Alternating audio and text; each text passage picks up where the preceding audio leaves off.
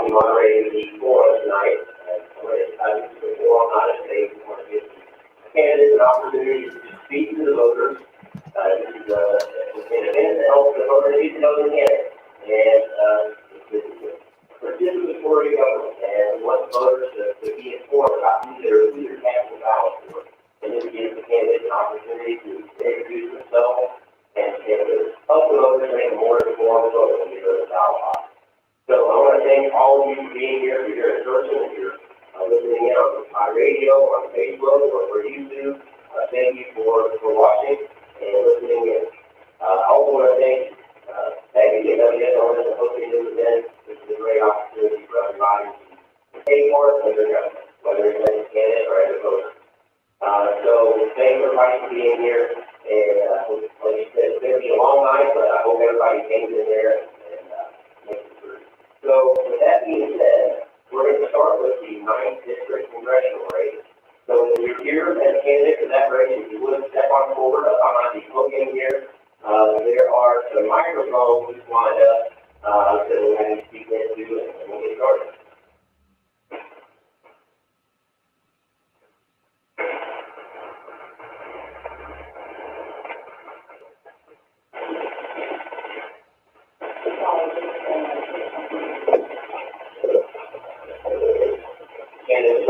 There are some microphones laying down on the counter back there. The radio broadcast. We'll have to speak in those so that people listening by radio can hear. So to start off, like everybody, take 2 minutes to just introduce yourself, let others know who you are. So we'll start here with Mr. Baker. Use this microphone? Okay. My name is Jim Baker. I'm originally from New Albany High School, but Salem is my second home. Growing up, my dad and my grandparents were from Salem. I spent a lot of time here. It's a great city. Actually, I got my start in show business here. My grandfather played in the old pipe and drum group here, and later I played in the same.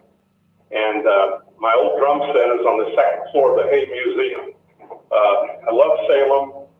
Eventually, I actually got into the music business with the Louisville Orchestra and briefly taught for 4 years at Jeffersonville High School. But for the last 45 years, I've been in the real estate business. If you've driven around the area, you may see Baker Commercial Real Estate signs. That's me. That's what I do. And what I'd really like you to know about me is 3 things. And this is what Mike Pence says, and I've stolen it from him.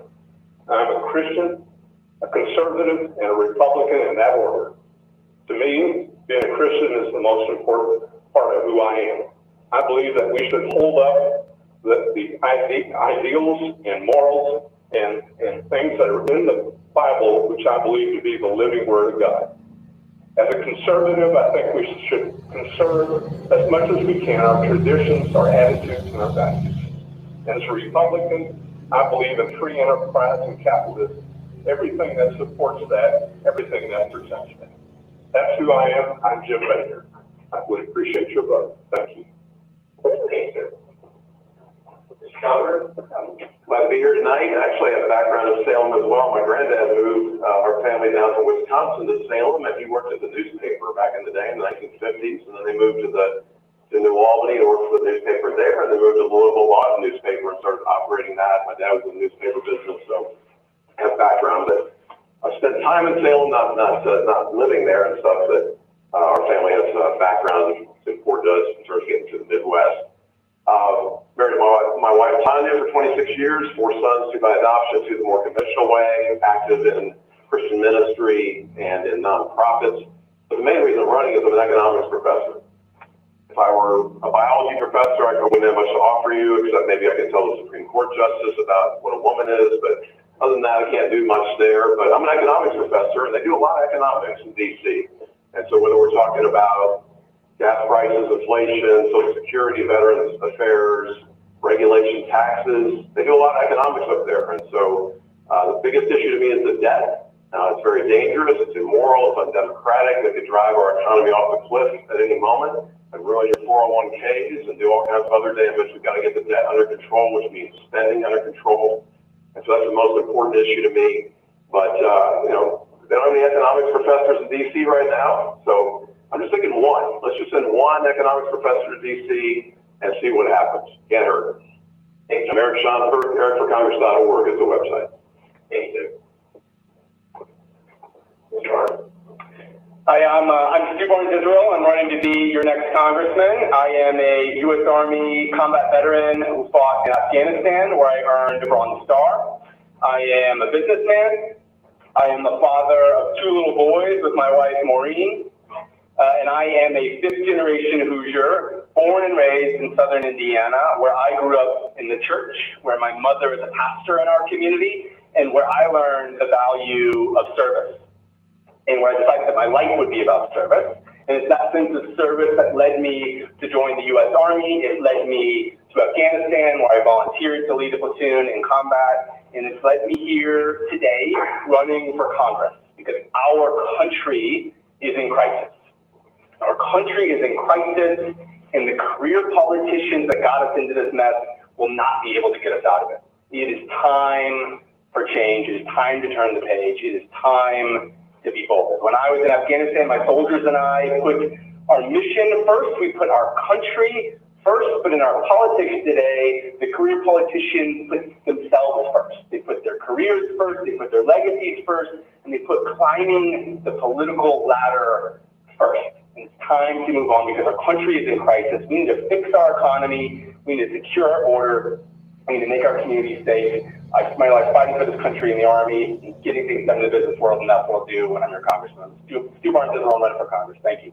Thank you, sir. Good evening. I'm Mike Sodro. I'm a candidate for the 9th District Congressional Office. What you need to know about me is I've got the endorsement of Indiana's Right to Life. I've got an A rating with the NRA. In fact, I'm a life endowment member of the NRA. Patriot sponsor of one of the most successful Friends of the NRA dinners in the country down in Starlight, Indiana. I'm a former staff sergeant in Charlie Company here in Salem for about 5.5 years of my enlistment was in Charlie Company. Started out headquarters company. Was a platoon sergeant, track commander when we were a mechanized infantry outfit. People always ask what makes you different than the other candidates. I guess the major difference is that I've worked and employed hundreds of people in the 9th District of Indiana for decades now. So my economic education was making a payroll every 2 weeks from the time that I was on one. I'm also a certified master truck driver by the Indiana Motor Truck Association. So I know what the world looks like out of the windshield of a truck. You had to run 1 million miles or 10 years without running over the civilians in order to earn that designation. And they either perform a heroic act or have a record of community service. So I appreciate your vote and your support. One thing we all agree on is the country is in serious trouble. You know, the gasoline cost is through the roof. The current administration opened the border and closed the pipe and has spent too much money and is really running the country in the ground. So we'll do everything we can to slow him down if you choose to send me back. Thank you. All right, well, good evening. It's great to be here. Born here, raised here, live here, and raised my family here in Salem. Most of you probably already know me, 17 years in the Army, 2 combat deployments, one in Iraq and Afghanistan, which left me disabled. And despite those disabilities, I continue to work hard every single day in this community. Continue to operate the pharmacy that my late father, myself, and my 2 brothers founded, and I continue to raise 2 children as a single father. Late last fall, after the passing of my father, I was selected by a Republican caucus to fill out the remainder of his term in the Indiana House of Representatives. And during that very short time in the House, I've had the distinct honor of representing all of you there. I've had the distinct honor in co-authoring the constitutional carry legislation. I've had the distinct honor in joining in support of the largest tax cut in Indiana's history. And I also joined with other conservative colleagues in ensuring that boys cannot participate in girls' sports. Those are just a few things among the many other conservative achievements that I'm very proud of. Elections. We hear a lot of talk, lots of talk these days and not enough actions. I'm a firm believer that actions speak louder than words. Now, I've carried a rifle on more than 200 combat patrols. I have voted for conservative legislation to advance conservative principles. So I don't just talk. I fight, and I have fought for our values here and abroad, and I've never quit. And I'm ready to continue that fight as your next congressman. Thank you. Hi, I'm Brian Turks. I'm the last of these men to speak, and I'm the last name on the ballot. That's what happens when your name starts with a T. So Brian Tibbs is my name, and I'm the last one. I live on the family farm with my wife and my 4 kids. I'm not the real farmer. My dad is. He lives up the hill. I'm more the gopher and the one who does what he tells me to do when he needs some help. And I was a pastor for 22 years and stepped down a couple years ago. The reason I'm running is because I believe that if we do not address the way our freedom of speech and freedom of religion is being curtailed in this country, we're going to be in a world of hurt. I know Elon Musk is trying to buy Twitter. I guess he's bought Twitter, and he's going to try to open that back up. But right now, our federal government has a presence on platforms like Facebook that discriminate against conservatives and people who try to speak their mind freely. So I'm running to stop censorship. Cancel culture is exercised by corporations who force employees to go through sensitivity training. In other words, they want you to be woke like them, and if you don't, you could lose your job or worse. So those are a couple of things. And then government regulations. We saw during COVID how unelected officials can ban our church services and do all kinds of things like that. So I'm running to bring back freedom. I'm also pro-Second Amendment, pro-life, and pro-God. Brian Tibbs, the last name on the ballot. Right now, we're going to take a little questions. We're going to take a little more time on this one. 5 minutes each. And they're asking answer these questions, None of you on the Republican primary ballot, 6 of you here. There's been lots of 30 seconds ads going around. You're going to get 5 minutes here to talk to the voters. Tell them who you are, why you're running. There's 3 parts. Tell them why you're running, what distinguishes you from your opponent, and what you hope to accomplish if you win the election. If you can come up with 3 things, that's one of the questions that would be great. So, why are you running? What distinguishes you from your opponent? And what would you like to accomplish if you're elected? Mr. Ray? The reason I'm running is legacy. I believe that a legacy needs to be transferred to our children, our grandchildren. I have 6 children and 17 grandchildren, and I know all of you have children and grandchildren too.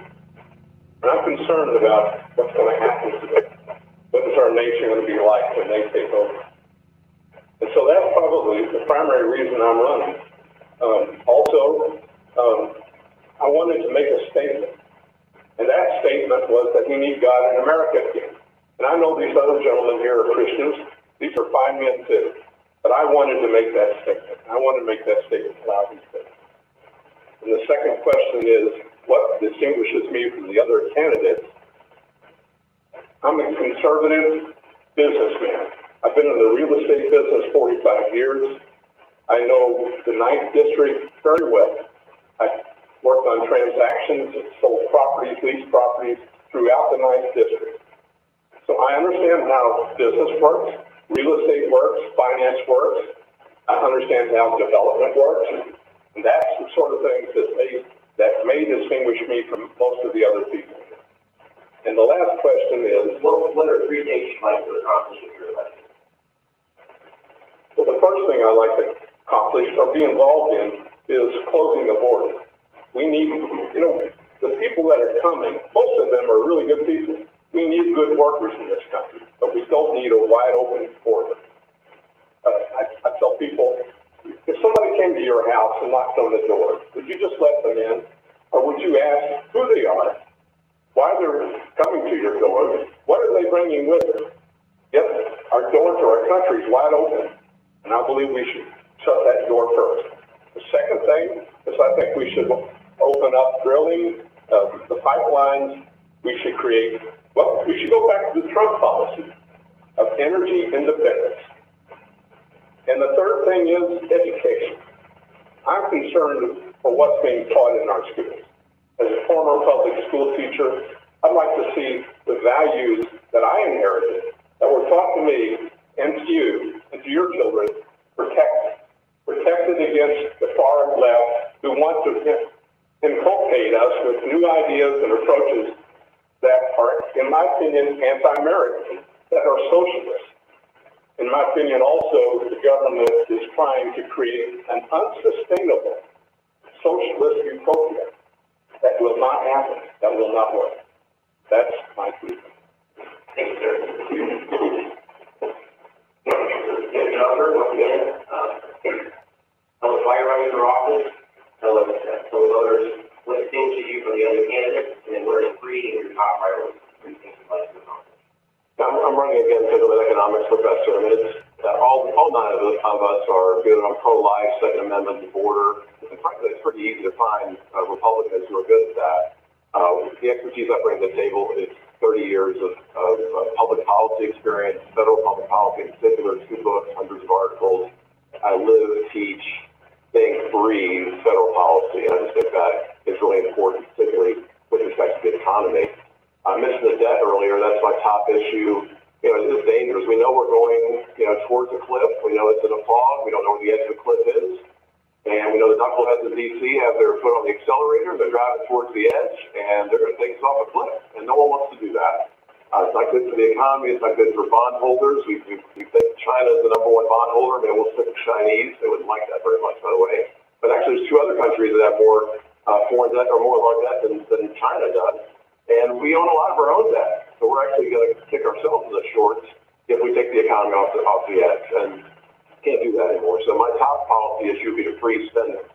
That we have to hold spending constant. Revenues will rise on their own. Population growth, GDP growth, and inflation these days will cause revenues to grow for the national government. We hold spending constant. We fix the deficit, the deficit problem quickly. We bring the debt under control, and we get lenders to think that we're serious about the issue, right? So that we're going to default on this debt. Another top issue for me is federalism, the 10th Amendment. The federal government overreach is terrible. They're doing all sorts of things that are the business of local and state governments. So this is an education piece. This is something for Republicans and the media and the general public. We have to ask the question, hey, is this going to be okay for government to do? Probably not. But even if it is, it doesn't mean it's the role of the federal government. And the top issue for me on this, an example I like to use here is the school bus, the masks on school buses.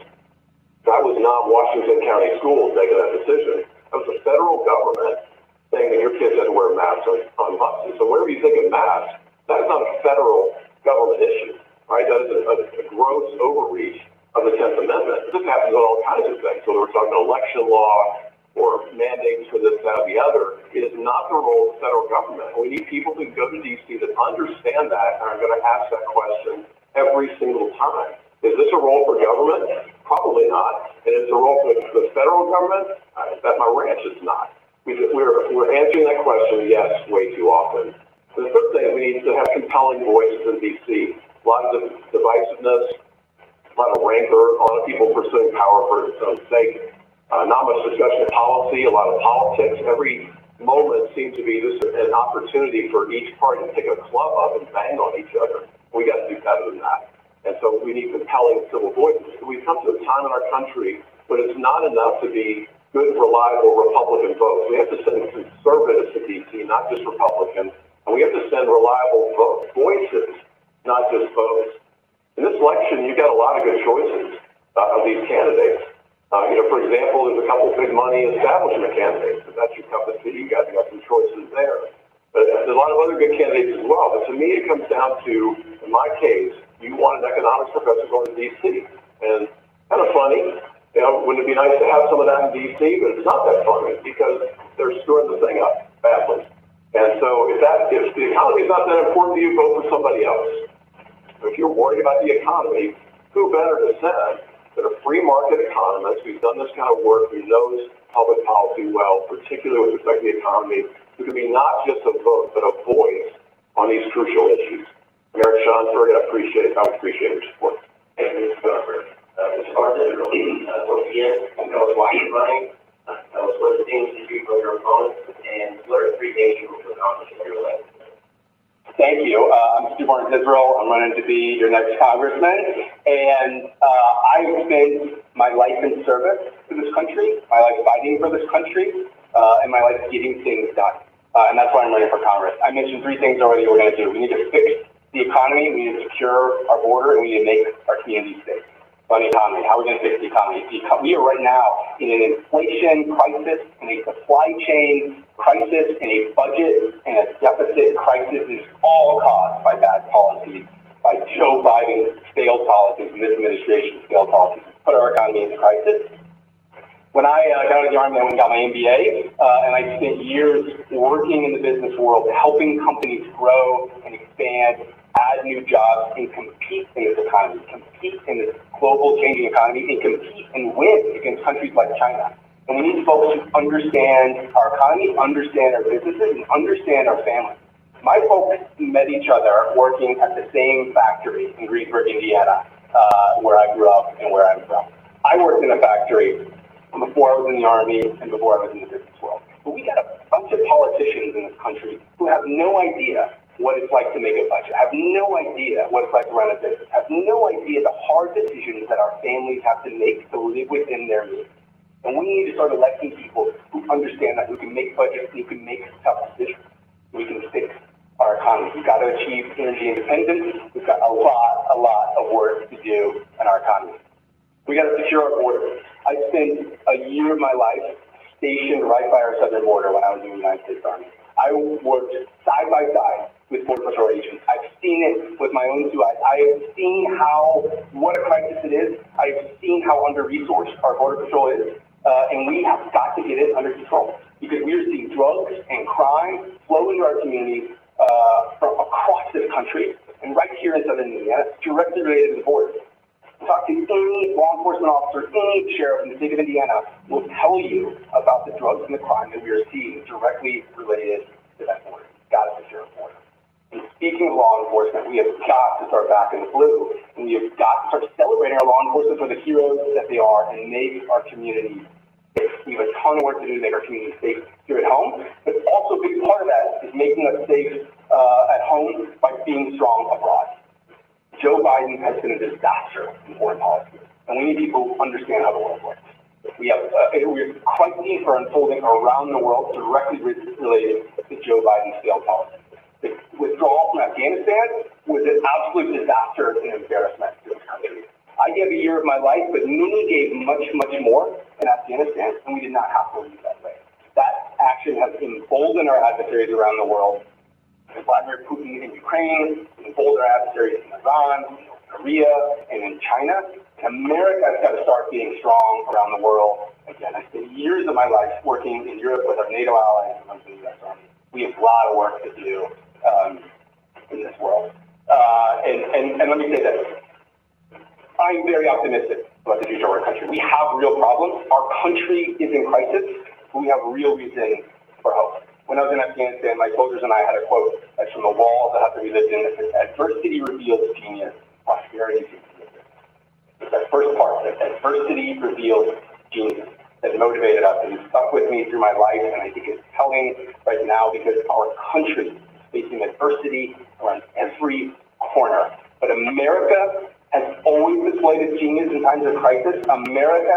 Every generation in America has always risen stronger than before. We've learned from our mistakes, and we will do it again. I'm very optimistic about the future of our country, but we've got to fight for it, and that's what I'm going to do when I'm your congressman. Stu Barnes Israel, I'm running for Congress. Thank you. Thanks, sir. Mr. Strong, once again, tell us why you're running, and tell us what distinguishes you from your opponents, and what are 3 things you hope to accomplish in your life. Well, number 1 and number 2 are pretty closely related. There's not a lot of daylight between the problems that most of the candidates here are seeing. What makes me a little different than the other candidates is I spent a term in Congress. That gives me seniority on all the other freshmen in the freshman class. And also, if you look at the people that are serving, a lot of them were elected at the same time I was. Mike McCall is now the ranking member of the Homeland Security Committee. When we take control of the House, he'll be the committee chairman. Patrick McHenry is the ranking member of the Finance Committee. He'll be the committee chairman. So I already know a lot of the people there, and I'll have seniority on the rest of the freshman class. But I think what really distinguishes my candidacy from some of the other candidates is we employ 500 people, give or take, depending on the season of the year. And that's an economic education in itself, when you have to make that payroll every 2 weeks and pay for the equipment. In fact, one of my companies is called Free Enterprise. I'm a believer in capitalism, always have been, even when it wasn't cool. And in some cases, it's not cool today. But the first goal is to force the president to enforce the law. He is not enforcing immigration law, and I think he could be forced to do so. Congress holds the purse strings. I mean, there is a limit to what we can do. A lot of people ask me about executive orders. Can Congress override an executive order? Certainly. We can pass legislation to negate any of the executive orders that Biden has made. But he will immediately veto that legislation. Now it goes back to both houses for a 2/3 vote. It's very unlikely we get 2/3 majority in both houses to override the veto. So there is a limit to what Congress can do. I tell people, between business and politics, there's sometimes polar opposites. All the years we were in business, we tried to under-promise and over-perform. We wanted the customer to go away saying that we exceeded their expectations. What often happens in politics is they overpromise and underperform, and then give excuses about why they couldn't get it done. So I don't want to stand here and promise to do things that aren't doable. There is going to be a limit in the next 2 years to what we can do to force the White House into drilling, for example. And I've visited all these places. It's like border security. I've been on the border from Smuggler's Gulch, south of San Diego, to Matamoros, Mexico, and Brownsville, Texas. They're across the border, and various other points. When I heard about ANWR, I went to ANWR. I don't know how many people in the room have been to ANWR. The Arctic National Wildlife Refuge is 200 miles inside the Arctic Circle. I went to a little village called Kaktovik. It's on Martyr Island. If you look it up, it's about 35 miles west of the Canadian border. And talk to the Inuits there, the Eskimos, if you want to call them that. They want to drill. And I talked to the folks at Dead Horse and Prudhoe Bay, and they can build a pipe in a year if they have good weather. So Sarah Palin calls Alaska the Fort Knox of energy for the United States, and it truly is. We also have energy here in Lower 48. We need a strong economy. Without a strong economy, we can't have a strong defense. Without a strong economy, we can't retire the debt that's been run up from spending more money than we were taking in. Without a strong economy, we can't possibly balance the budget, and we can't feed our people. There's other things going on that people don't talk much about. The Chinese have bought thousands of acres of agricultural land and ranch land. They bought Smithfield, the biggest pork producer in the United States. They're buying up our food supply. So there's other things we need to be paying attention to. But I'm Mike Sauter. I'm running for Congress, and I appreciate your support. Why you're running, from the candidate for your opponent, and we're appreciating you voting for Congress in your way. Okay, so let me first tell you why I'm not running. I'm not running because I believe that it's my turn. I'm not running because I want to feed my ego, and I'm not running because I want to line my pockets. I'm running for two reasons. The first reason is because I believe that we have replaced God with government. Our founding fathers were extremely smart when they wrote the Declaration of Independence and our Constitution. God was everywhere in those documents. Our founding fathers looked to God as they charted a path for our new nation. Okay? Fast forward to today, more and more we look to government for the answers. And for our nation to prosper once again, we must begin looking back to God for His wisdom as He guides us through these tough times. The second reason that I'm running is because I made a promise my wife, Brittany, before she passed away last year, that I would protect our children and I would ensure that they have a bright future. Now, with the direction this country is heading, with the debt that we are accruing, we are robbing our children of that future. Every child born today has $90,000 of debt. They were not responsible for that debt, but they will be responsible for repaying that debt. And that is unacceptable. We must end this spending spree in Washington, D.C., and free our children from the shackles of this debt. And folks, that's a promise that I will never go back on. What makes me different from the rest of my brothers, and I'm proud to stand here before you tonight with these gentlemen. They're all good men. What sets me apart is my story, and I don't have all night to tell you about my story. So if you want to know my story, go to DavisonForCongress.com.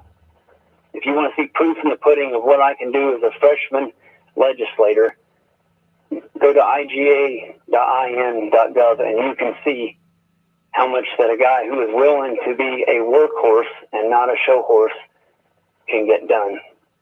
The three things that I want to focus on in Congress, as I've already told you, I want to make sure that we have a lean and balanced budget and free ourselves from this crippling debt.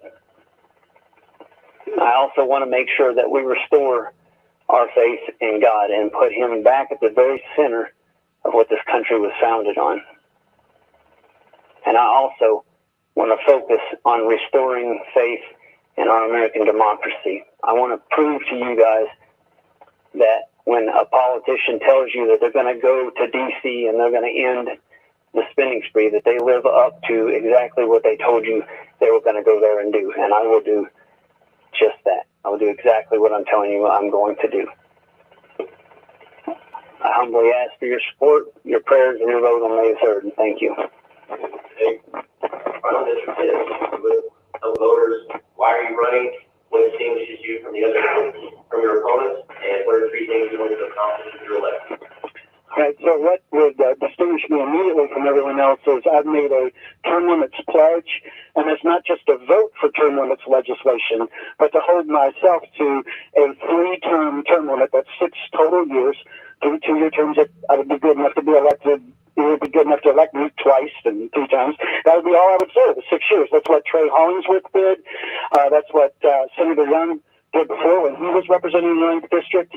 I feel like so often when we send people to Washington and the goal is to stay for decades, they will make those compromises to climb that political ladder, to be in favor with the party leadership.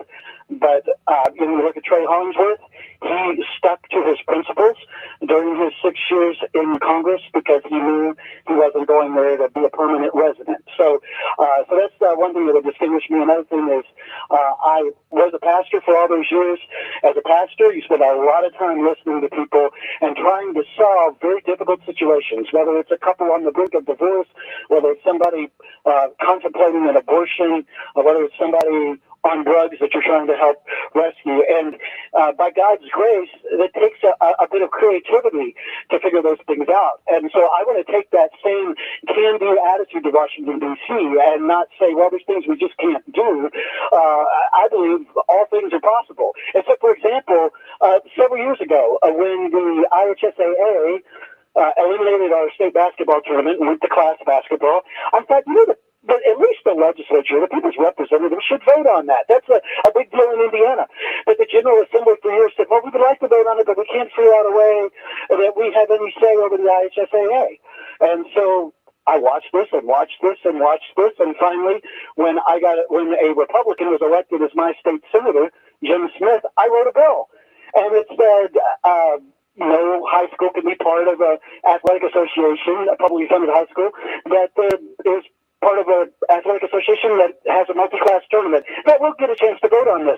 I gave it to my state senator, Jim Smith.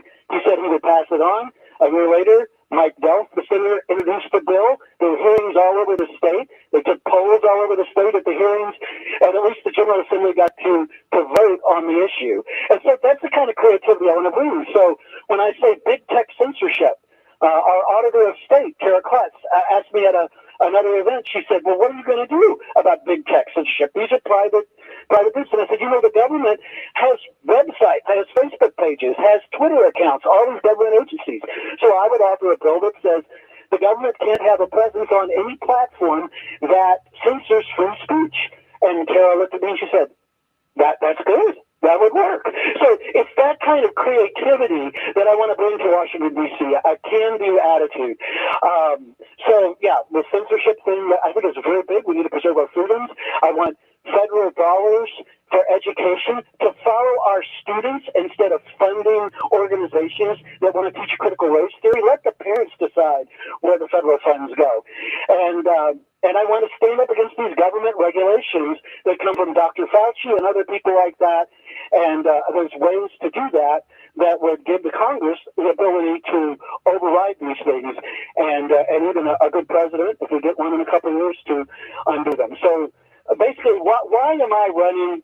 At the heart of the whole thing is so that your kids and mine, when they go see the Statue of Liberty or when they go to Mount Rushmore, they can look at that or they see the flag flying and they can say, there's something special about America because here we're free. We're free to worship God. We're free to have our own opinion. We're free to live our lives the way we want. We're free to carry our guns and protect ourselves. And we're free to believe what we believe without having woke political correctness shoved down our throats. So I'm Brian Tibbs, the last name on the ballot, and I'd appreciate your vote on May 3. Ladies and gentlemen, that's going to wrap it up for the 9th District Congressional race. To see the 6 of the candidates running for that position, if you would, just let them know that you appreciate them being here tonight. There are lots of things that could have been, and we appreciate them being here. So thank you.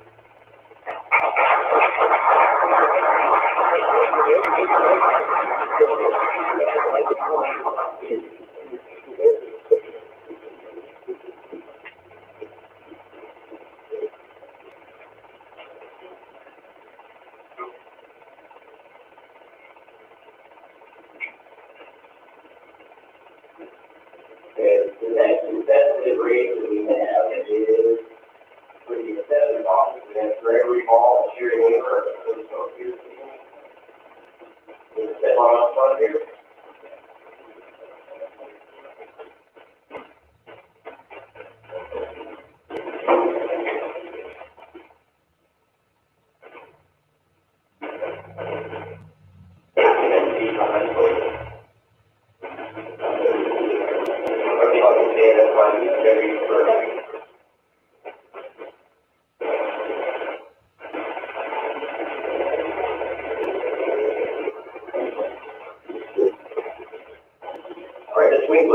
Thanks for being here this evening. Thank you. I understand you're running for the position of assessor. Yes. If you would, please take a minute or so and introduce yourself to the voters and tell them why you appreciate the vote.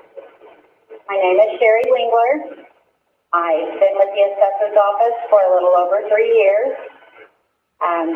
Level 2 certified. I have taken all of my courses for the level 3. However, I do still have 2 tests to take to get my level 3 certification. I spent almost 30 years in banking. During that time, I was a branch manager for between 14 and 16 years.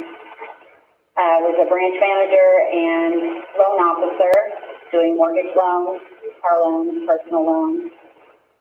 I do understand how a budget works and having to stick within the confines of a budget and making sure that you prepare for the next year. And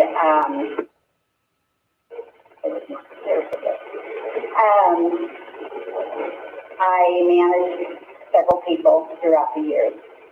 I love working with the public, and I thoroughly enjoy this job.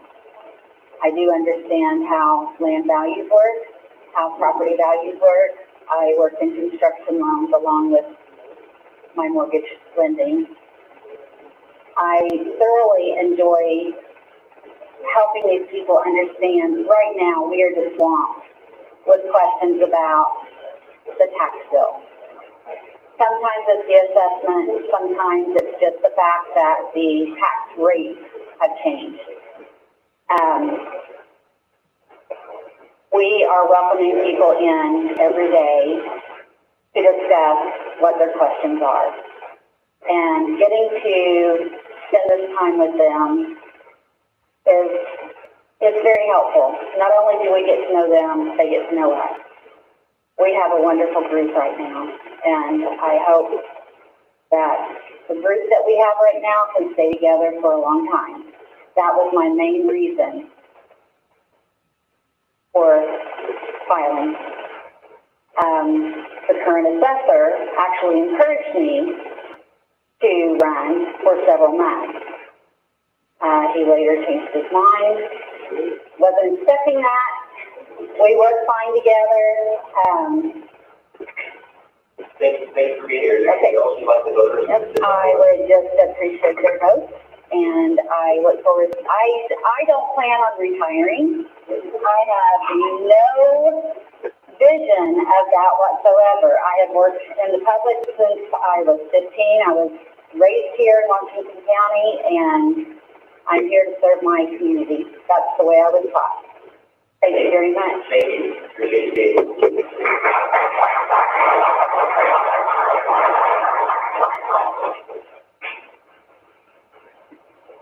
The next contested election we have is County Council District 1, Darrell Fleming, and Ryan Watson at out of the Salem City Hall. Mr. Watson.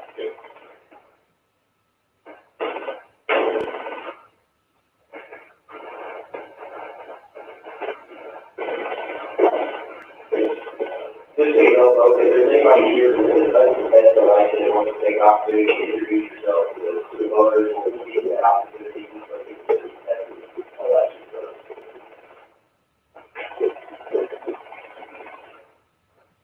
All right, Mr. Watson, just take a minute or two and introduce yourself to the voters and let them know why you're asking for their vote, why they should cast their ballot in your favor.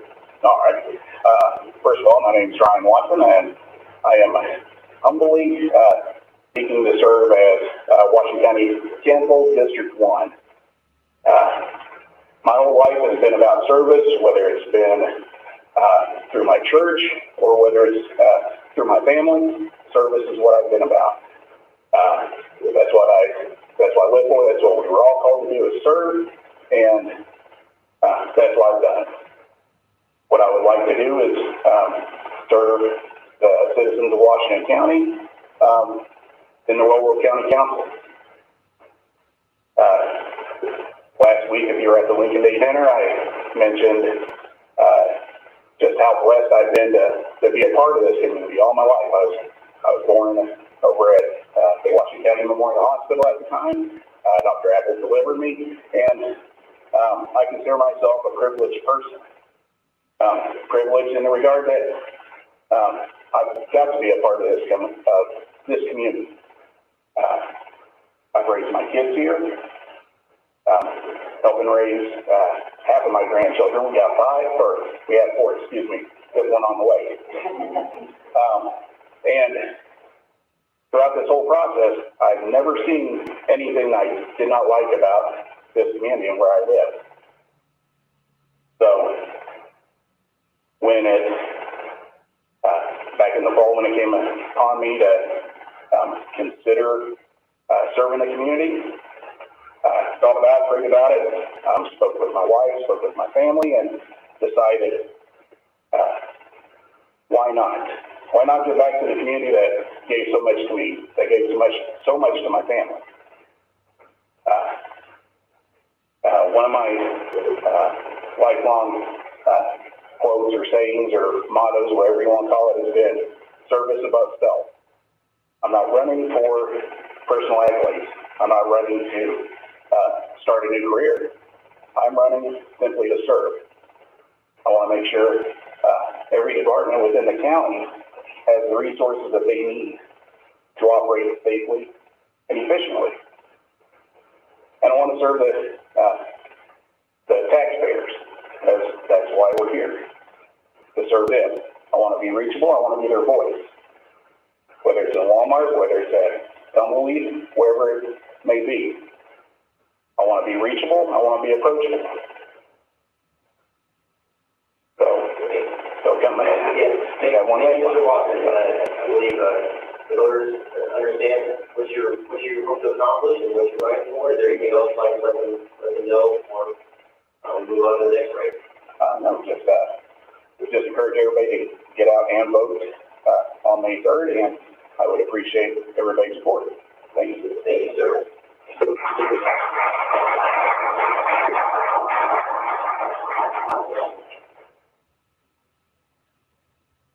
All right, we want to follow one of the races for the state senate. We have any candidates for that, and we have one.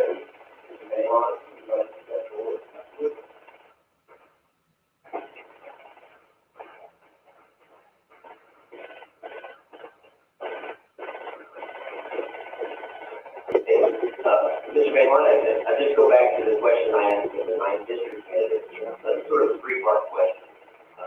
Why are you running? What distinguishes you from your opponent? And what are the things you'd like to accomplish in your life? Absolutely. Great question. My name is Kevin Bain. I'm state senator. I'm running for Senate District 47.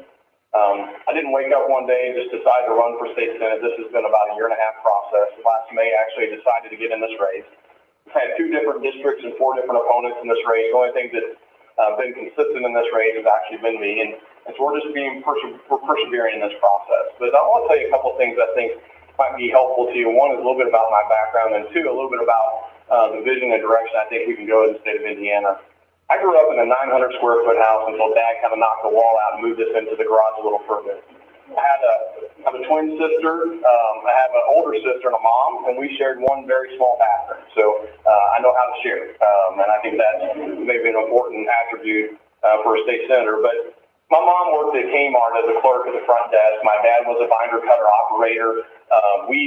Many nights, Dad would work during the day. Mom would work at nighttime, so they would hug each other and kiss each other. Mom had dinner on the table before she left for dinner for work that night. Dad would get us dinner, he'd get us fed in bed. He would pray with us and get us our homework done, and then we started all over and did that the next day all over again. I'm a first-generation college graduate. I clean carpets. I don't think I cleaned any of your carpets, but I cleaned carpets working my way through college at a little company called Mr. Cleans and Carpet Cleaning, about $7.50 an hour. And I didn't know how I was ever going to spend that much money when I was that age. But I did, and worked my way through college with little to no debt when I graduated. Came out of college and went to work for Junior Achievement. Spent 4 years as chief of staff of the mayor of New Albany. Was responsible for helping her with a couple projects. One, getting the sewer problem fixed in New Albany kind of once and for all. And then also working on the YMCA project. Our neighbors in Harrison County were generous donors in the Horseshoe Foundation to help us get $1 million a year for 20 years to build the YMCA project. And when you go to New Albany, that was a project I had a chance to work on there. And then transitioned into working in a successful congressional campaign in 2004 when we had our first Republican elected in generations within Southern Indiana. So let me just transition a little bit into why I'm running and why I think it's really important. I think at our core value for each one of us, we're conservatives here in Southern Indiana. I think that's what defines us probably even more than being a Republican. I'm a Republican. I've been a precinct committee member. I was on the platform committee for the state of Indiana. But for me, being a conservative means a couple things. One, I'm pro-life. I defend the Second Amendment. I'm pro-family. And I'm for lower taxes. And not only am I for those things, but those are the 4 things that I voted for in this last General Assembly as a state senator. So not only do my words say those things, but my actions fulfill those things. But I think that's the baseline of what folks, I'm hearing, we've knocked over about 3,500 doors here in Salem and Corydon and Lanesville and New Albany and Georgetown, all over the district. But what I'm hearing from folks is that's the baseline. That's not the finish line. Like, that's the very basic part of who we vote for when we're voting for someone for state senate or we're voting for someone for county council or county commissioner. That's the baseline. I think folks are looking for someone who can help with constituent services. This last legislative session, I spent 4 town hall meetings throughout the district. I met with over 100 members of the community who came up to Indianapolis to meet with me.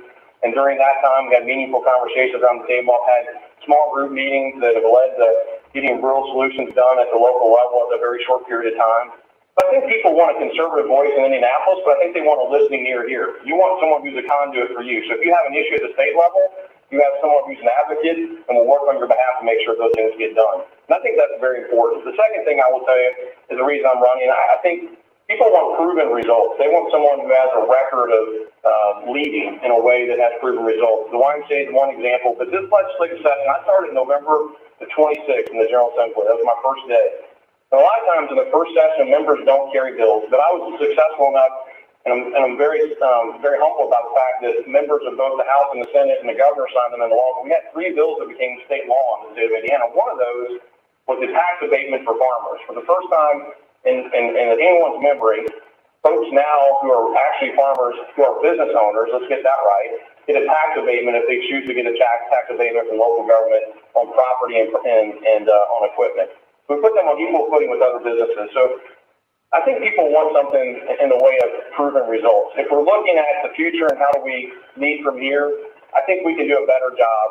And for every community, it's a little bit different, right? So Washington County has different needs and objectives than Harrison County, than Floyd County. But I can tell you that if you want to grow your community here in Washington County, you want to get new businesses in here for new jobs that are better paying wages, you have an advocate in me. I know how that works. I'm committed to helping you. But if you're in a situation where you love where you are now and you just need kind of blocking and tackling, someone to help you with everyday work of government and getting involved at the local level, I'm your guy there too. I want to be helpful to you in that way. But I think we have an opportunity in the state of Indiana to distinguish ourselves. This last legislative session, we were able to reduce income taxes in the state of Indiana from 3.23 down to 2.9% over a 7-year period of time. We eliminated utility tax, and each one of you in this room will likely get a $125 check in July of this year. It's about 4.5 months of gas tax reprieve that you got. Those are things that I voted for. In addition to that, as a financial advisor, one of the things I would tell my clients is, let's get our financial house in order. We have about a $5 billion surplus. When you have a $5 billion surplus, everything seems really inexpensive, right? We can go buy a lot of things with $5 billion. But here's what we did. We provided those tax cuts, but we also kept our promise to our public employees. We have a $9.5 billion unfunded pension liability in the state of Indiana. We put about $3 billion of that $5 billion surplus onto that to reduce that burden on us. And we're hopeful that in the next 7 years, we can get that down to zero, and then we can use that structural surplus return more taxpayer dollars to each one of us here. So I think that's what the vision that I'm hearing. Those are the things that are important to folks as we've knocked on the 3,500 doors we've knocked on throughout the District 47. Thank you, Mr. Baylor. Any last words? You want to take 15, 20 seconds to make last ditch and possibility to get out to you?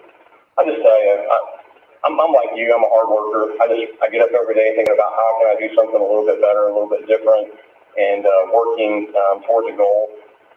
This has not been a lifelong goal for me, frankly. It's been one that's been a goal for the last couple of years. And when this opportunity, Senator Groom's retired, and he's chairing my campaign, and he's working on my behalf of this campaign, it's a humbling experience. It's an opportunity that I don't take for granted. All of you here are humble people. You want to just do the right thing and work hard every day to make sure that you're moving the ball a little bit further down the field. And that's who I am. And I want your support. I can't tell you how much I want your support. We're down to the last week of the campaign, so I would love to have you vote for Kevin Bainline for State Senate, District 47 on May the 3rd. Thank you. Mrs. Bainline.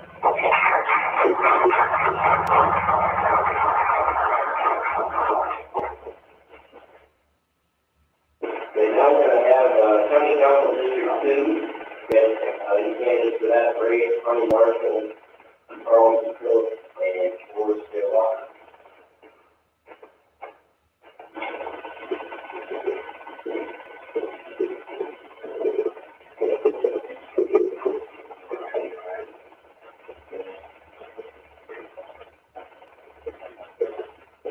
And if you would, as a reminder, you'll have to use one of the microphones that's laying on the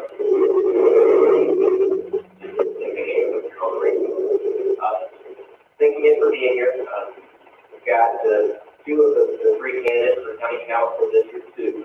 So if you would, start out with Mr. Walker. Just take about a minute, introduce yourself, and then talk about the same questions. Tell us why you're running, what distinguishes you from your opponents and what you hope to accomplish. My name is, yeah.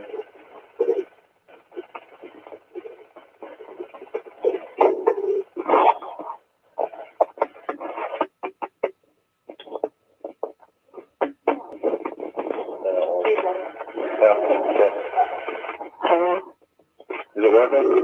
Is it? Okay. Hi. My name's Forrest Joe Walker. I go by Joe. I'm 58 years old. I was born in New Albany, Indiana. My family moved to Washington County in 1968. My dad and grandpa and my mom, we bought a farm and we began milking cows. So when it comes to work and not going on vacation, I know about that. So anyway, worked at Eddie Ghost Stratton for 29 years. I've been self-employed a couple times in between. I'm the head of bus maintenance now over at West Washington School Corporation. I was elected twice to the school board at West Washington. In 2014, the first time I decided to run, I thought about running for office for a long time. I felt like 2014 was the right timing. My kids, my two oldest kids had kind of moved on. They were graduated. I had a late hatch still roaming around in the halls that was about ready to graduate. And I thought, yeah, I wanted to run, be a part of the community because that school and this county really represented my kids well and treated my kids well. I'm not a wealthy man, so I couldn't give big donations to this group or that group, so I thought the best thing I could do was serve our school corporation. The night I got on the board, my first session that I was on the board, I realized that our school was spending $800,000 more a year than what they were bringing in revenue. So I immediately volunteered to be on the finance committee. So for the two terms that I was on the board, I was on the finance committee. We came up with great ideas with other people, learned how to build a budget basically from scratch, brought it up, and in 3 years we got to the line. We started positive in the revenue. We finally got in the black, and I just feel that my experience with the finance committee and being on the board, I was president 5 years while I was on there, and I just feel like the knowledge that I have of building a budget and managing the budget and watching over it sets me aside from another candidate. One of the biggest things to me is I watch TV and I watch government and how government's being run right now, and that does not mean this county, but up above us. I see those things possibly creeping in to our area, and I think we've got a wonderful county. And I said last week at the Lincoln Day dinner, and I told the two sheriff candidates, whichever one of them was elected and lucky enough to serve this county, that I would always be there and be available to help them as much as I could as a fiscal representative of the county. And with that being said, I appreciate your vote. Thank you, Mr. Walker. This morning, you would just take a minute to introduce yourself as a voter. Tell us why you're running, what you hope to accomplish, and what distinguishes yourself from the other candidates. Hey everybody, my name is Tanya Marshall. I live in Martinsburg, Indiana. I'm a Christian, I'm a wife, I'm a mother, and I'm a grandmother. I work for my in-laws here that have shown me their support today. They've been here for everything.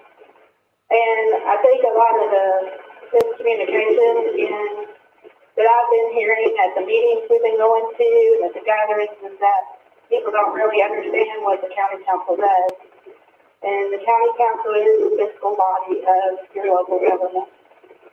So what we do is we approve the budget and we levy taxes in our county. And what I can promise you is as a taxpayer, as a bill payer, as a person who sees the bills that come through a small business, that knows that nobody in our county is going to be rich off owning a small business, that I will try to keep our taxes down, that I'll try to keep our officials from overspending, and that I'm always going to care. I've already been showing up to our council meetings that have been in progress since January, and I plan on continuing to show up and be there for the people and be a voice for the people that can't be there. So I appreciate your vote, and I appreciate all your support. I want to thank everybody who's been there to help me, who's been there to back me. I appreciate everybody. Thank you. Thank you, Ms. Walker. Ms. Walker, we appreciate you being here, and thank you for taking the time to come out to you. Thank you.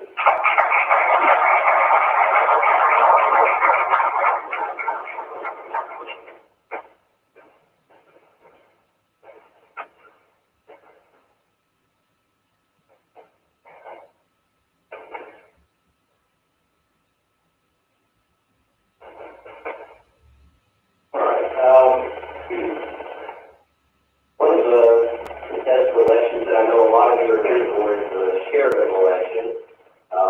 But before we get to that one, we went with that one from the page at the end, right? Let's see, we got the Brown Township Advisory Board. Is everybody here for that? Franklin Township Advisory Board. Gibson Township Advisory Board.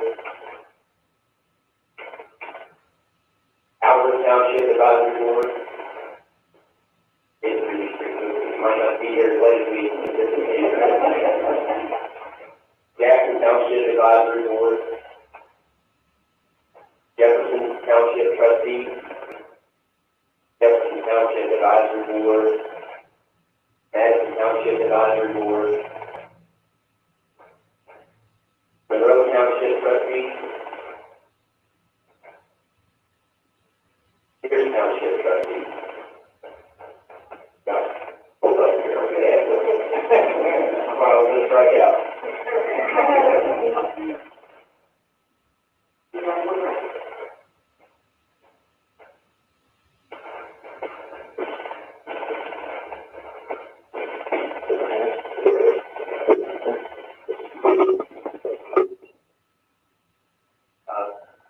Ms. Leduc and Mr. Flynn, thanks for being here this evening. Just like we have with the other candidates, take about a minute to introduce yourself, and then if you would tell us why you're running, what you from the other candidate, and what you hope to accomplish if you're elected.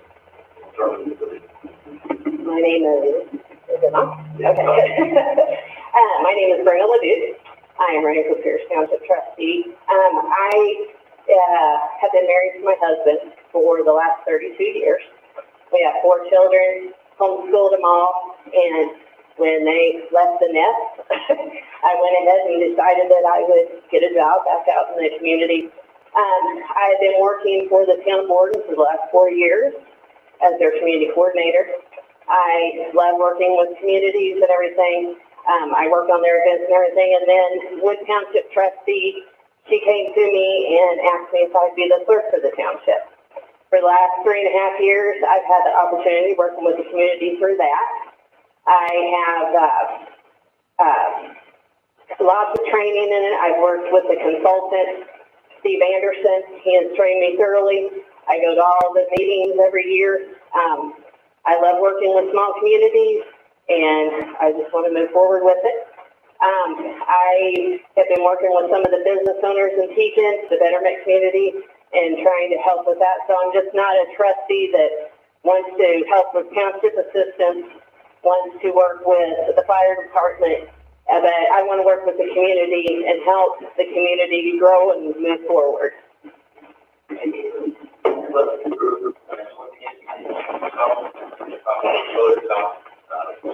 Why you're running, what you hope to accomplish, and what things you do from your life. My name's Jeff Clem. Been a Washington County resident all my life. I live in Pekin with my wife Sherry. We got 2 kids, 6 grandkids, and I am currently on the school board, East Washington School Board. I've been on it. This is my 6th year, and we've been have helped with the financials of the school board and the budgets for that, and been very successful doing that. And I just I've always had the desire to be the trustee, and when the existing trustee decided to retire, decided to put my name in for the candidacy, and I know without a doubt that I can do the job. You know, I have a degree, an associate's degree in information technology, and with that education and being on the school board, I don't have any doubt that I could do the job. So I want to help the community more, serve the community more on a broader level than just on the school board. And with the township position, I think I could do that.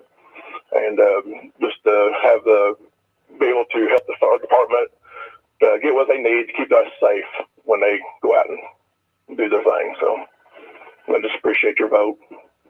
Be honored. Thanks, Mr. Clinton. Thank you, Mr. Luke. Mr. Green, if you want to present anyone else like tell voters, appreciate you all being here.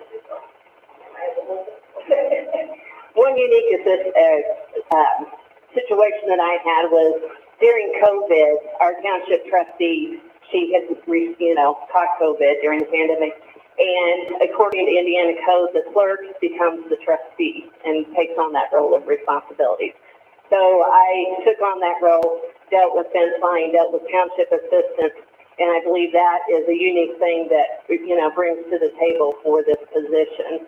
And I just want to help the community and move the community forward. So I think that's one thing that I'd like to share with everyone. I mean, I'm a Christian, and I'm dedicated to God and my church and my family, and I will take that dedication and apply it to the trustee position myself.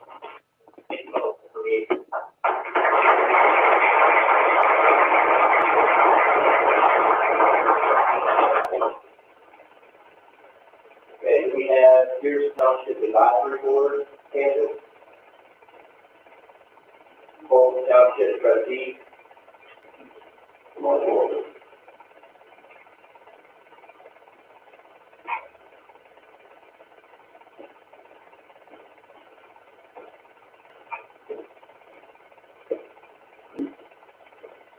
Good evening, Mr. Stahl. I appreciate you being here.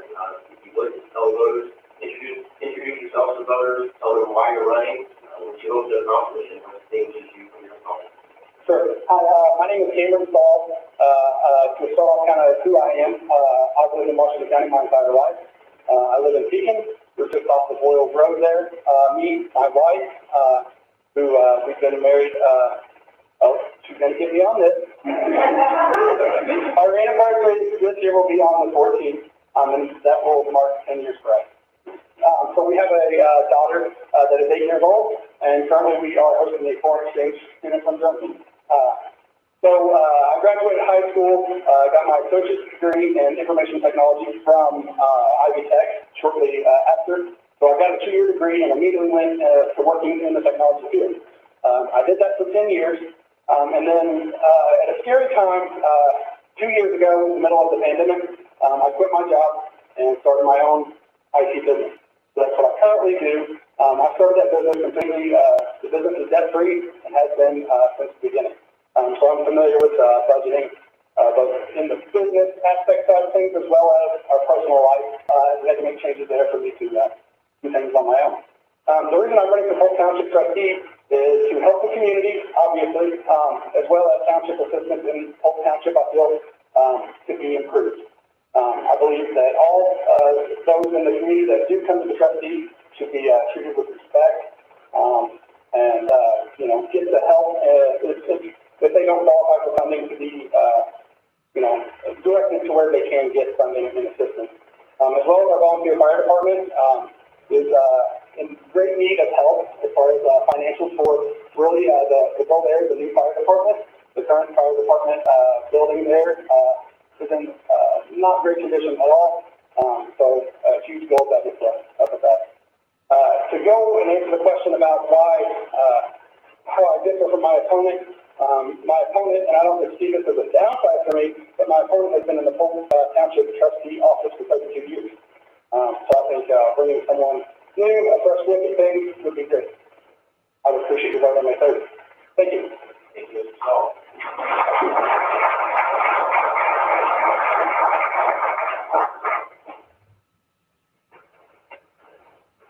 We have Fulton Township Advisory Board candidate.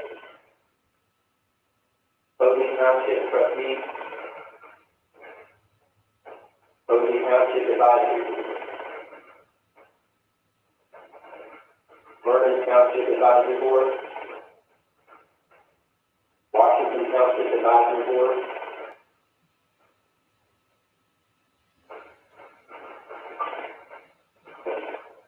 through the competitive elections aside from the sheriff's race. If there's anybody here who is a candidate but not in a competitive primary, we'll need an opportunity at the end to introduce yourself. Do we have any of those folks here? Just one, so go ahead and bring you on board. I'll put that here. I'm President Shell, run for County Council District 3 and 3 District Oklahoma. Thank you, Mr. Shell. All right, the candidate for the sheriff's race is on board.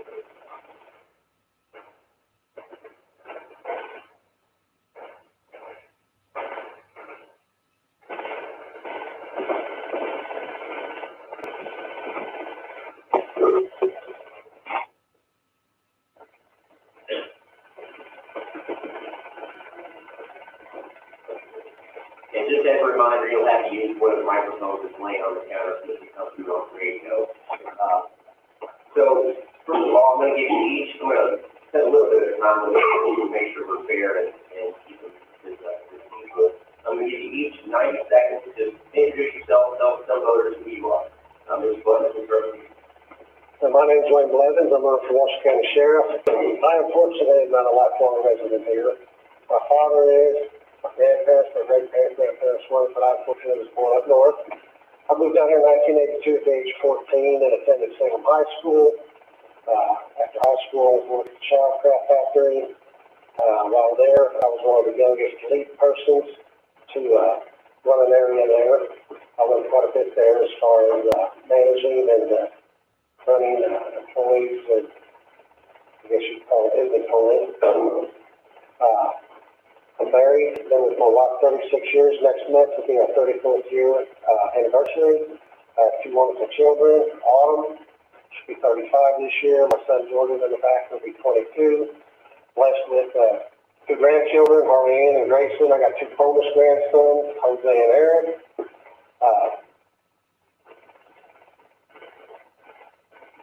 I lost that. it's okay, you think something else will come back. You feel free to just add to your Yes, I'm Brent Miller. I'm the current sheriff here in Washington County. I'm a lifelong resident of Washington County. Graduated from Salem High School in 1986. Went to Vincennes University, graduated there with a degree in conservation law enforcement. Within a year, was hired at the Washington County Sheriff's Department. I've been dedicated to the Sheriff's Department for the last 32 years now. My family is all from Washington County. My parents are Ray and Nancy Miller. I'm married to my wife, Marty Miller. We have 3 kids, Trenton, Trevin, and Tristan. I've got a little sister, Rhonda Campbell, married to Shannon Campbell. My older sister is Tanya Christman, married to Jim Christman. And again, like I said, we're lifelong residents here of Washington County, and we enjoy being here. And it's been a privilege and an honor to serve the citizens of Washington County the last 3.5 years, and I look forward to continuing to lead Washington County.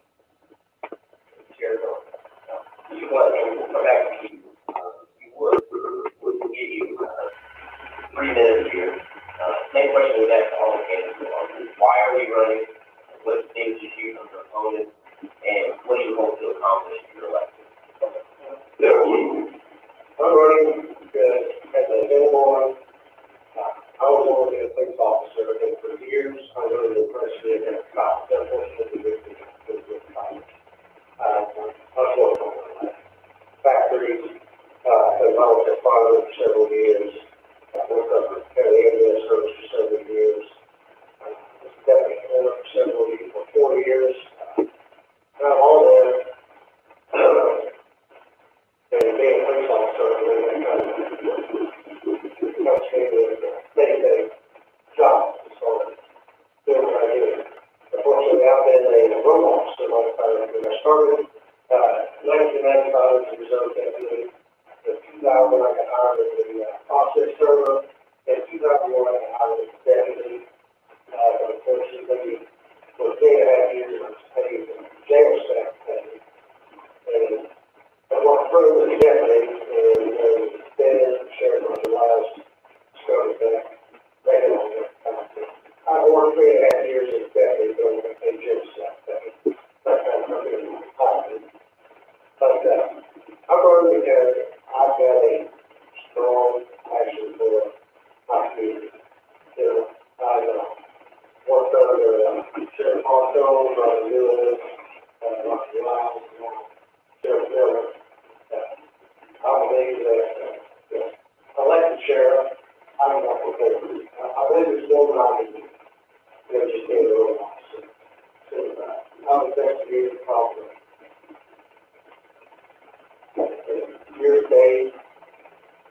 responded to over 6,000 calls. I probably did over 1,000 case reports. Everything that I've done as far as investigation, I've not been protected. I've not been fortunate enough to hold that time. That's right now, I'm protected. But for years, I've been tasked with that investigation one case.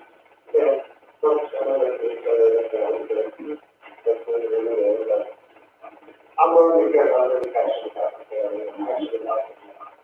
I don't feel that I chose this out by the young kids. Yeah, we're coming up on the 3 minutes here, so I'll come back to you on that. Mr. Miller, if you would please take that 3 minutes, tell us why you're running, what distinguishes you from your opponents, and what you hope to accomplish. Okay. All right. Thank you. I started out in 1989, got hired as a corrections officer there at the Sheriff's Department. I worked under John Hagan for approximately a year before Jim Watson took over as sheriff. Jim Watson hired me as a deputy there on the department. I was a deputy for 3 years before getting promoted to the position of sergeant under Jim Watson. After Jim Watson left, Sheriff Claude Combs came in. I was a patrolman for 3 years, sergeant for 4 years. Sheriff Combs promoted me to a detective lieutenant there at the Sheriff's Department. I was a detective lieutenant for 5 years before Sheriff Roger Lyles took over. When Sheriff Lyles was there, he promoted me to a detective captain on the department. I was the lead investigator for 20 years at the Sheriff's Department. As the detective captain, I was third in command at the Sheriff's Department, involved in the decision-making, the day-to-day operations there at the Sheriff's Department in the jail. Roger Newland was elected sheriff, and he appointed me chief deputy, and I was his chief deputy for 4 years, being second in command there at the Sheriff's Department, running the Sheriff's Department when the sheriff wasn't there.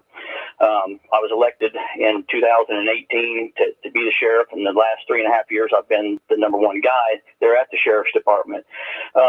It has been a challenge the last 3.5 years there because of COVID. I don't think any sheriff before me has ever had to deal with a pandemic.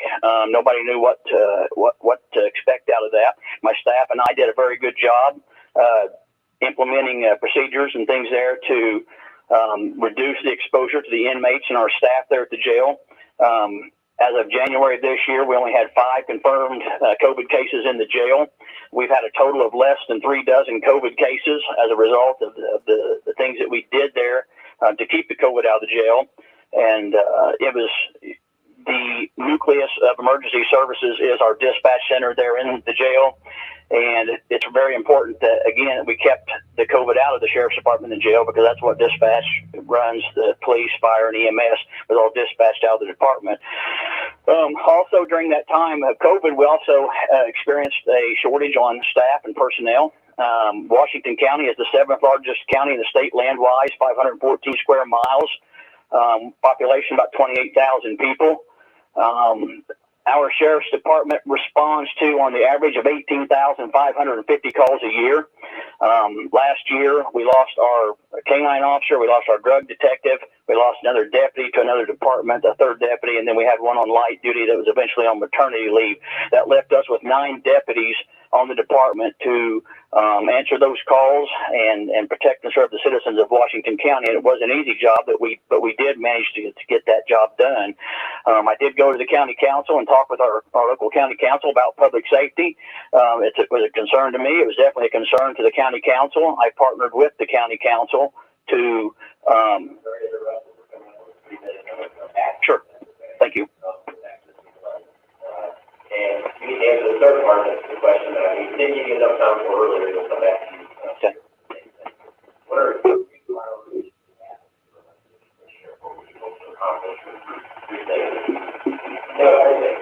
Actually, what we say that budget and also the time, those are really how we're doing this. Also, we use our youth community health to be able to be involved more with schools, doing drug programs, anything to try and catch kids at that sensitive age, to try to deter them from leaning towards drugs and alcohol in the future. You know, if you're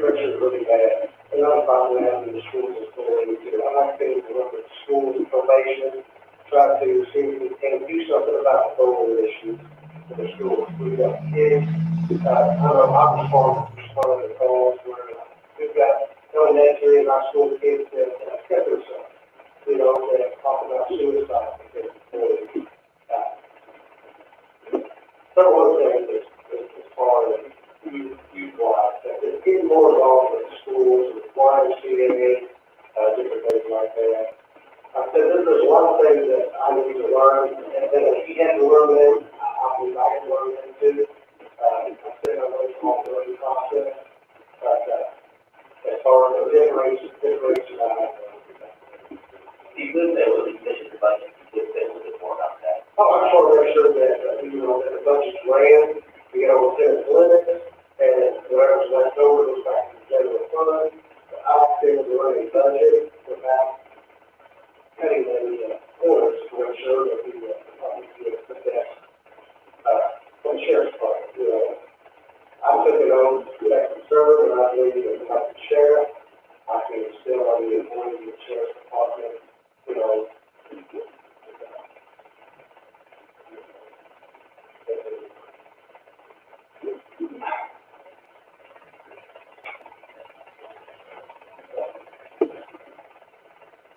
I just want to be able to run the sheriff's department.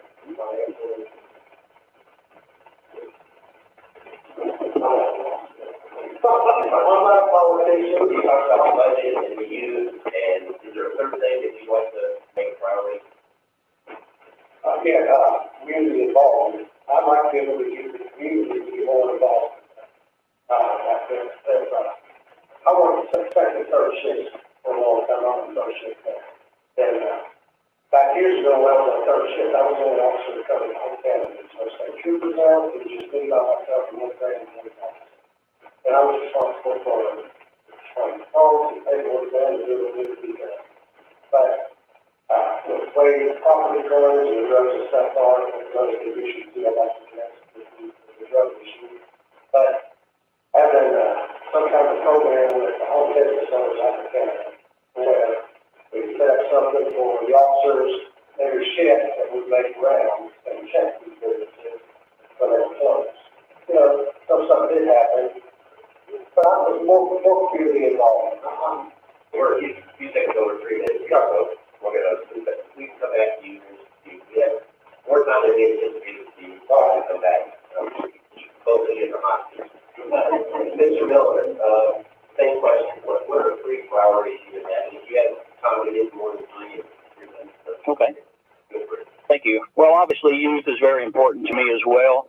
I partnered with East Washington and West Washington school corporations to put school resource officers in those schools. I've been teaching hunter education for over 20 years here in Washington County, teaching kids about gun safety.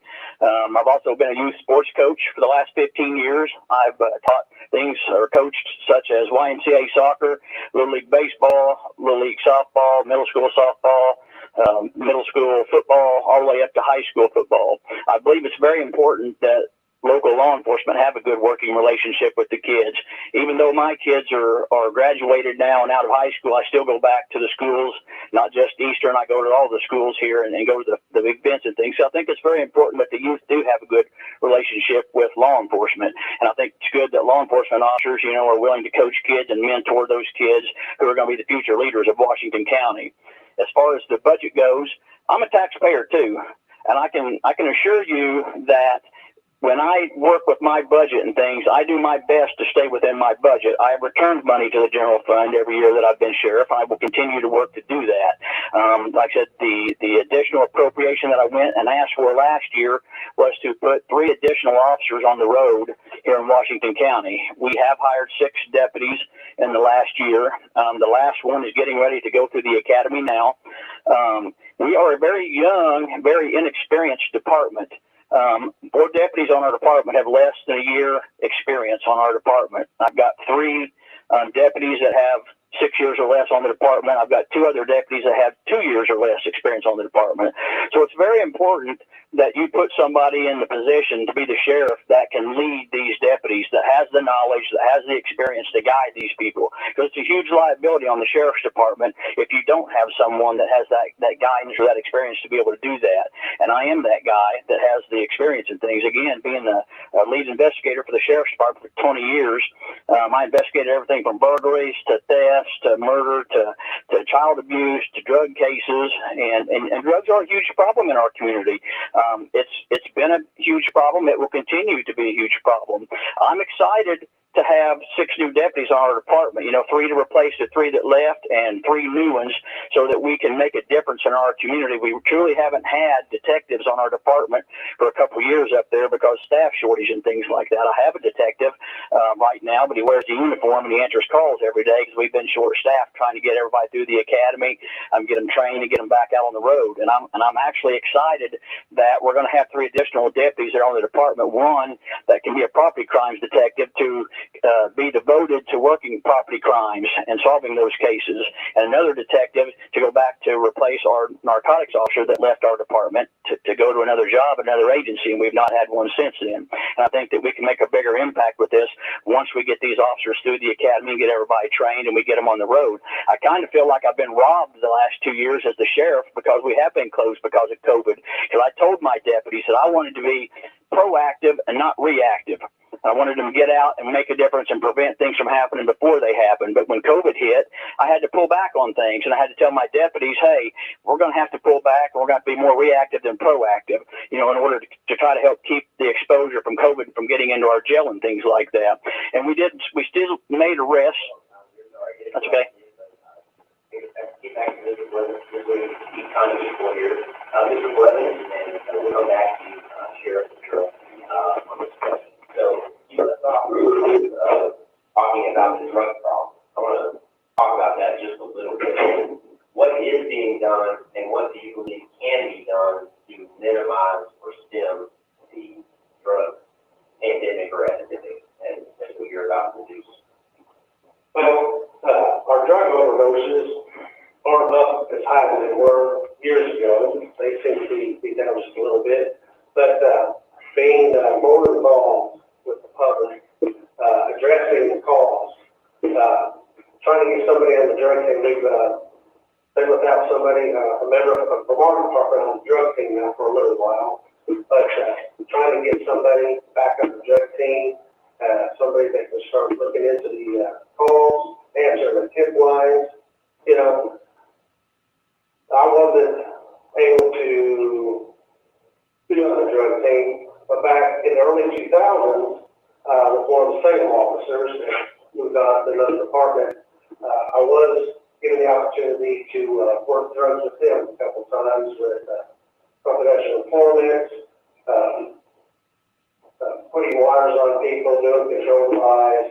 I even did a couple of my own and turned the information over to the state police guys, which they were kind enough to involve me in when they showed the boards.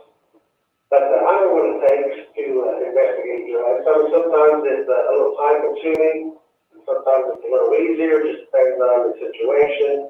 But like Brett said, being proactive. I believe there's more we can do. I mean, yes, the pandemic's gotten messed us up these last couple of years, but still, when the general public comes up to us and tells us, there's a problem here, there's a problem there, and they get frustrated because nothing's being done, then on the other hand, when the state police or other agency is working something, we don't know if they're working. So it's hard to say, we don't want to go in and do something and mess up somebody else's investigation, but I want to see where we both our agency, we want more communication, and if you can't trust each other from department to department, then where we go with it? You've got to be able to trust other officers and other agencies to be able to have a assist with you. So I'm looking more towards, working out, expanding, being able to work with other multi-agencies. With drugs comes a property crime. And you're never going to be able to solve everything. But I'm not saying I'm going to start with Karen's action or make miracles happen. but I guarantee I'll get 110% there. Thank you, sir. Sheriff Miller, you were talking about, you felt like you did wrong, last year with COVID. If you want to say your thought on that, that's perfectly fine, but if you'd like to get to the question about drugs, what's being done, what you think can be done, I'd like to get to that. Well, I just feel like, being basically closed for 2 years, we weren't able to get out and do the things that we would like to do, because my first year in office, I had drug interdiction traffic stop training for my deputies so that they could go out here and make traffic stops and take that to the next level. Every time you make a traffic stop, there's an opportunity to make a drug arrest. And that's what I wanted to teach my new young officers, is how to take that to the next level and ask people on a traffic stop, do you have anything inside your vehicle that we need to know about? And it leads to other things. And so, again, it's about giving your officers training and things in order to do that. And we did that for our new officers. And now that we have new officers again on the department, we're still going to have to continue to do that kind of training. Unfortunately, everything that's going on today in the last couple of years in law enforcement, we don't have police officers, people standing in line wanting to be police officers anymore. And we have to do more to try to retain our police officers that we have. And the city police department is no different than we are. They're having the same problem we are with keeping staffing there. And so it has affected our drug task force, because when the city gets short on officers, they pull their drug guy back to work the road, to cover the road. And then our drug guy was out here basically by himself, to work the county, if the state wasn't up here. And then the same thing happens for the county. When we get short, we pull our narcotics guy back to work the road and things. And so, until everybody can get back to full staffs, I know the city has the growing pains, the same thing that we do, but we and that's why I said I've been robbed by COVID, because we were closed for 2 years and didn't get to do those things. Now that things are starting to open up and things, I'm turning the guys loose, asking them to go out and do things now. Again, we want you to be proactive instead of reactive and get out and make a difference. And if you read in the newspapers, Mugshot Monday, there's still plenty of arrests going on. And I've got some young deputies on my department that'll go out here and make 10 traffic stops, and they'll make 2 drug arrests out of 10 traffic stops. I've got some really good deputies that's new to the department up there, and I think that we're going to start making a difference and making a bigger impact in this, because prior to COVID too, we used to do what we called saturation patrols, when we would have problem areas and things like that people would complain about. We'd pick a night when we got the most officers on the schedule, and we would go out and we would stop everything moving out there, and we'd make quite a few arrests. Some of those were drug arrests, some of them were warrants, and things like that. And we would try to make an impact in those problem areas, to try to make an impact with drugs. And again, those things too are feeder. It's what we call a feeder program. We're getting out there arresting these users and things like that on the traffic stop, which hopefully we can turn those into getting the bigger fish, the people that are the dealers and things that'll make the bigger impact on it, because the users and things, by arresting them, it's going to make an impact, but it's not going to make as big of an impact if we get the dealers that are putting it out here on the streets to our kids.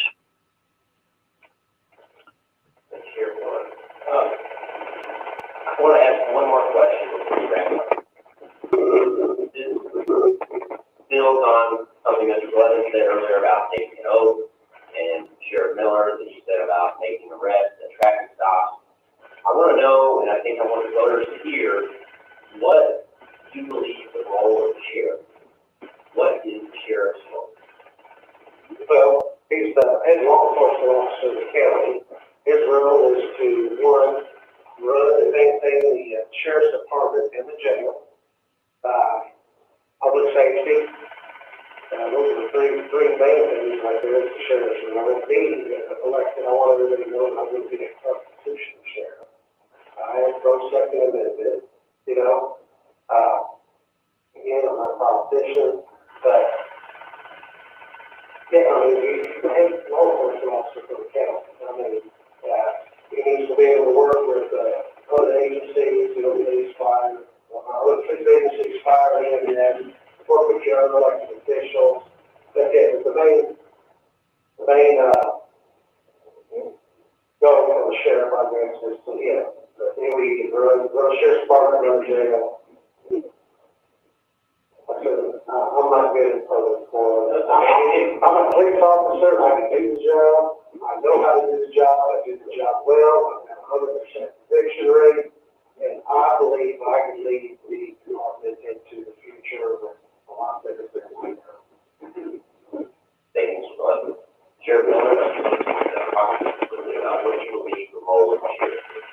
today. Being the sheriff is no different than anything else. There's a learning curve to it. And when I took over as sheriff, I had 29 years experience, and I thought I knew what to expect to be the sheriff. And for the most part, I did, but I quickly learned that there was a lot of stuff that I didn't know as well. And part of the sheriff's job is to serve the courts. You know, you're the security for the court system. You serve papers for the court system and stuff. You're responsible for running the jail and the inmates back in the jail, which I think if you would talk to, there's 92 sheriffs in the state of Indiana. 91 of those 92 sheriffs have a jail. And if you would talk to those 91 sheriffs, I think they would all agree that that jail is the biggest headache that any sheriff has. And what I mean by that is your biggest liability back there in the jail, and that's where you're going to get sued by the things that your staff does or does not do.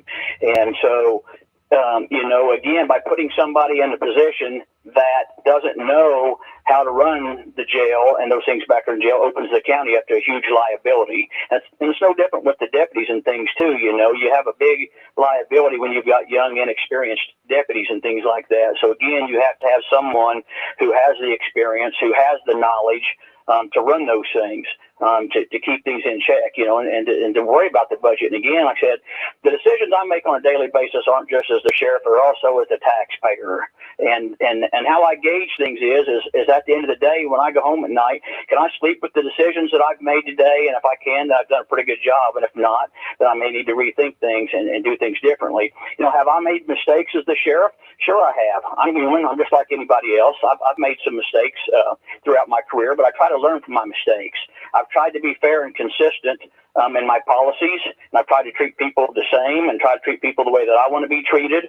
And again, that's at the end of the day, I don't ask you to take my word for it. You know, we work with a lot of different agencies and departments within the criminal justice system, and that's what I want you to do. If you don't know myself or you don't know the opponents running against me, I would strongly encourage you to do your homework between now and next Tuesday and find out what kind of job has Sheriff Miller did. You know, if you know somebody in Superior Court or Circuit Court, ask them about the sheriff and what kind of job he's done the last 3.5 years.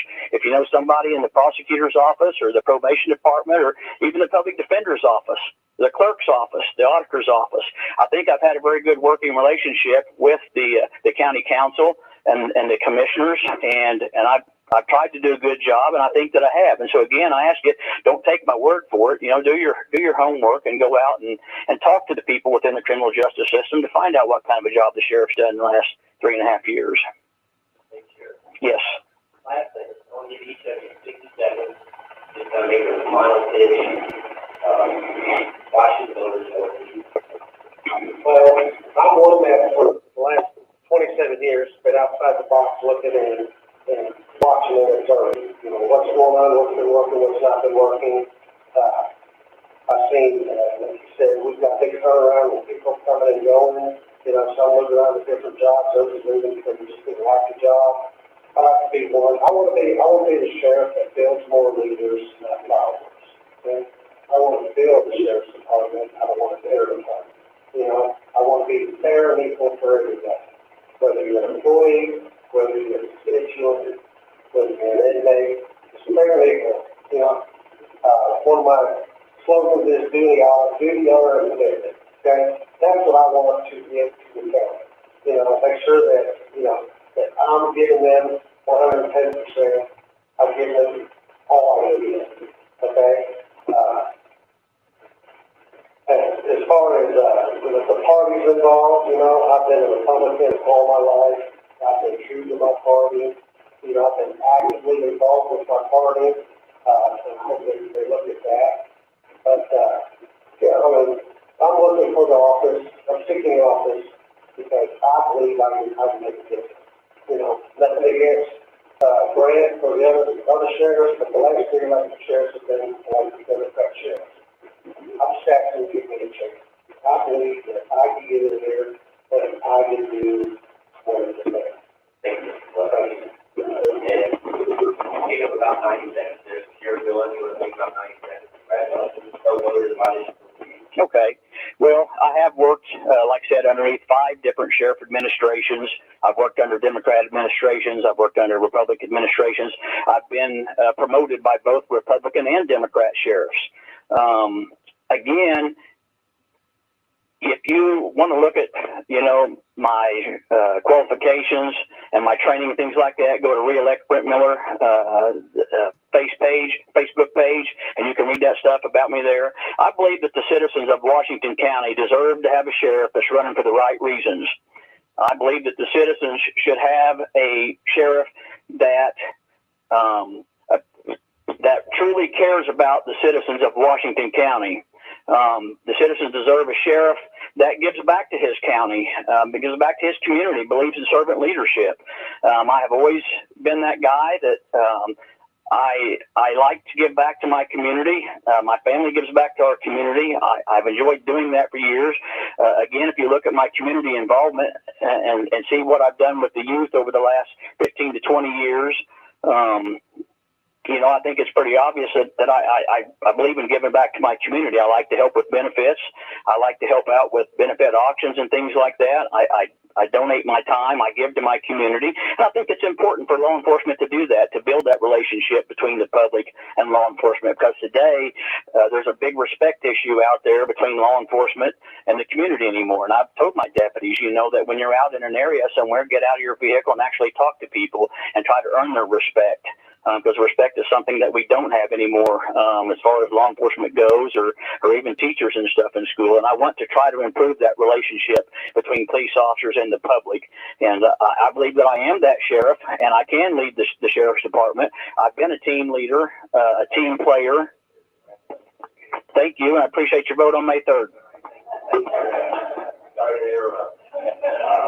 All right, thanks gentlemen for being here. Mr. Blevins, Sheriff Miller, appreciate you taking the time to be out here speaking. I'm sure the voters do too. Thank you.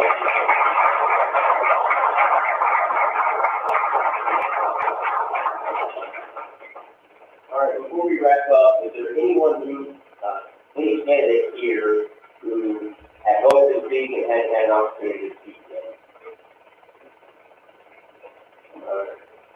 Speak now or forever hold your peace. All right, well, we're going to wrap up here then. I appreciate everybody taking the time to come out here and study it on the political forum. I hope you learned a little bit about each of the candidates. This is an opportunity for, like I said at the beginning, for the candidates to speak to the voters and for the voters to hopefully cast a more informed vote when they go to the ballot box during the election. So, thank everybody for being here.